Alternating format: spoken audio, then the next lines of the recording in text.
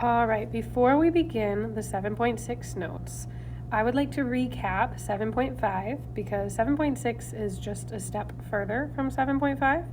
So in 7.5, we learned how to factor trinomials with a leading coefficient of 1. So using this example, which yes was in the notes, this example, I will recap how to factor a trinomial with a leading coefficient 1. Reminder, the leading coefficient is just the number at front when it's in standard form. So because x squared is in front, there is a 1 in front of it. Okay, so step 1 was to determine the magic number. To do this, we set up our magic x, and we said what multiplies to 21 and adds to 10. We would have figured out that's 7 and 3. Step 2 was to split the middle number into the magic numbers. So if I write x squared plus 10x plus 21, 10x is my middle term. So I'm going to split that into the magic numbers. So I have x squared plus 7x plus 3x plus 21. And then we factor by grouping. So if we put parentheses around our 2, because that's the first step in factor by grouping, we would pull out an x from x squared plus 7. We get x plus 7. And then we pull out a 3 from the second set of parentheses, and we're left with x plus 7. So these two sets of terms have an x plus 7 in common, and then an x plus 3 left over. So that is how we would factor a trinomial with a leading coefficient of 1. The major difference in 7.6 is that before we find the magic numbers, notice this first step. We have to multiply the leading coefficient by the constant term. So now there's going to be a number in front of x. So we're factoring trinomials that have leading coefficients other than 1. We're going to multiply that term by the constant to get our product. So a times c will go up here. That middle term will still go down here. And then these are still our magic numbers. All right, let's practice this. So in 4x squared plus 13x plus 3, to find my magic numbers, instead of putting 3, the constant, on top, I'm going to put the product of 4 times 3. 4 times 3 is 12. So now I'm thinking what numbers multiply to 12 and add to 13. That's going to be 12 and 1. And then we're going to do the exact same steps as when we factored with a leading coefficient 1. So now I'm going to split my middle term into my magic numbers. So I have 4x squared plus 12x plus 1x plus 3. And then we're going to factor by grouping again. So I'm going to group these by parentheses. 4x squared and 12x have a GCF, greatest common monomial factor, of 4x. When I divide 4x squared by 4x, I have x left over. When I divide 12x by 4x, I have 3 left over. Looking at my second set, 1x and 3 do not have anything in common, so I'm just going to put a 1. And then in parentheses, I have that x plus 3, which works out because now I have matching binomial terms. So I have x plus 3 as my first set of parentheses and 4x plus 1 as my second set of parentheses. And that is 4x squared plus 13x plus 3 factored. All right, our next example is 3x squared minus 7x plus 2. So I'm going to put the product on top. 3 times 2 is 6. Now I'm wondering what numbers multiply to 6 and add to negative 7. If they multiply to a positive and add to a negative, that means they're both negative. So negative 6 and negative 1 multiply to positive 6 and add to negative 7. So again, I'm going to do the same step as 7.5 now. I'm going to split my middle term, so splitting my 7x into 6x and 1x plus 2.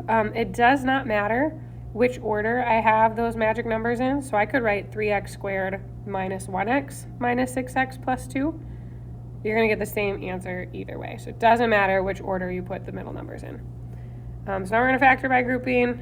Group these up. 3x squared and 6x have a GCF of 3x. If I divide 3x squared by 3x, I have an x left over. Negative 6x divided by 3x is negative 2. And now I see that there's a minus sign in those parentheses, but this is a plus. So I'm going to factor out a negative 1, so that now in my parentheses I have x minus 2. Now I have matching binomials, so I can factor out the parentheses. We're left with 3x minus 1.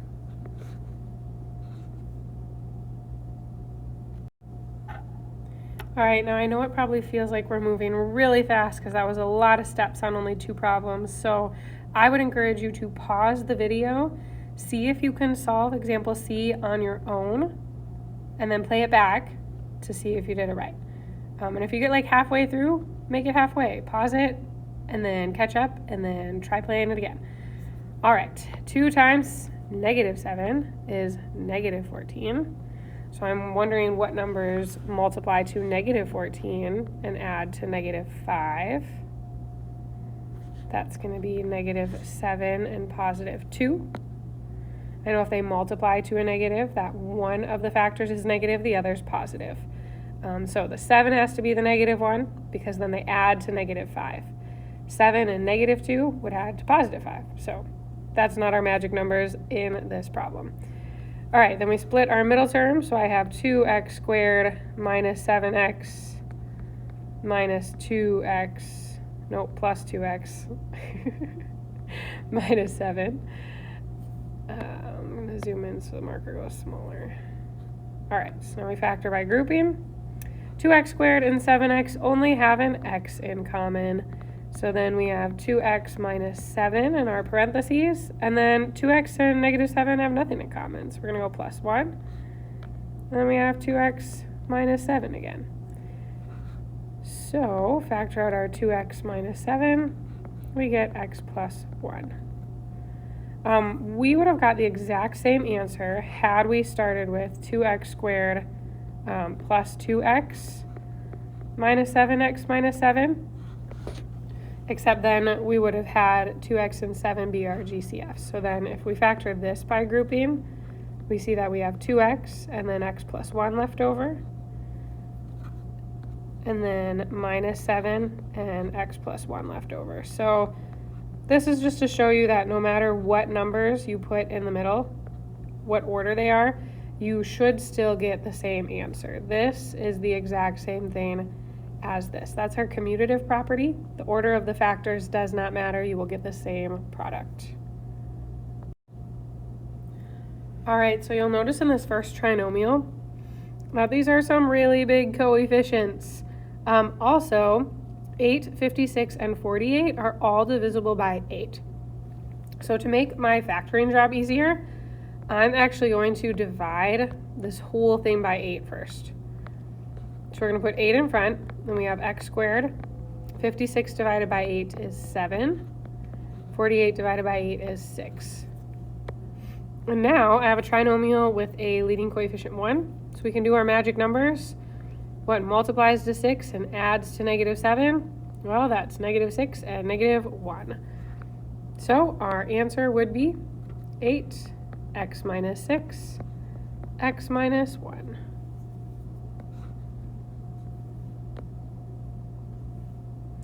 And in the next example, all 3 terms are divisible by 5. So I would pull out a 5 and have x squared minus 1x minus 6. And now if we do our magic numbers, what multiplies to negative 6 and adds to negative 1? That's going to be negative 3 and positive 2. Again, I have a trinomial with a leading coefficient 1, so I can do my shortcut, get 5, x minus 3, x plus 2.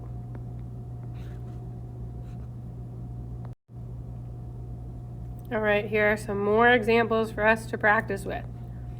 So negative 4 times 5 is negative 20. What numbers multiply to negative 20 and add to negative 8? That's going to be negative 10 and positive 2. So if I split this middle term into negative 10x plus 2x, I can now factor by grouping. Negative 4 and negative 10 have a negative 2 in common. They both have an x. So I have 2x plus 5. 2x and 5 don't have anything in common, so I write plus 1. Again, 2x plus 5. I factor out my common binomial, and this would be our answer. All right, example B, negative 2 times negative 3 is positive 6. So I'm wondering what numbers multiply to positive 6 and add to negative 5. So they're both negative. That's negative 2 and negative 3. So I split my middle term into negative 2x and negative 3x. So now I can factor by grouping. Negative 2x squared and negative 2x have a negative 2x in common, so then I have x plus 1. These last two have a negative 3 in common, so I have x plus 1. Factor out our common binomial, and this is our answer.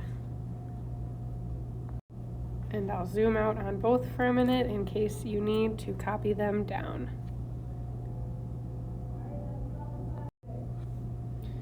All right, so reminder, when a problem asks us for the roots, it is just asking us for the zeros. So what we have to do is we have to factor and then solve this equation. So 2 times negative 35 is negative 70. So I'm wondering what numbers multiply to negative 70 and add to negative 3. That's going to be negative 10 and positive 7.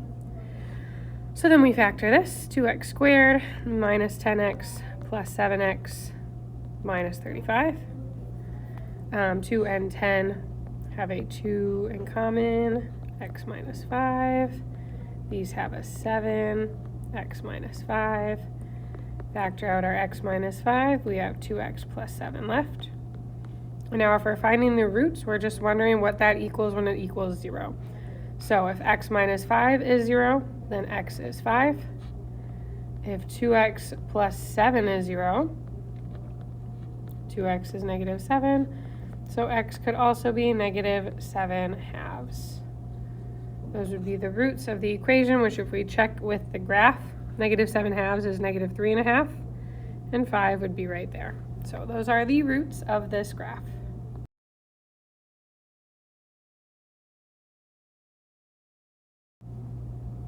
All right, so today we learned how to factor trinomials when there is a number in front, when it has a leading coefficient other than 1. The major difference was that we took A times C to find the product on top of the magic number, and then everything else we did the same. So we still split our middle terms into our magic numbers and factored by grouping.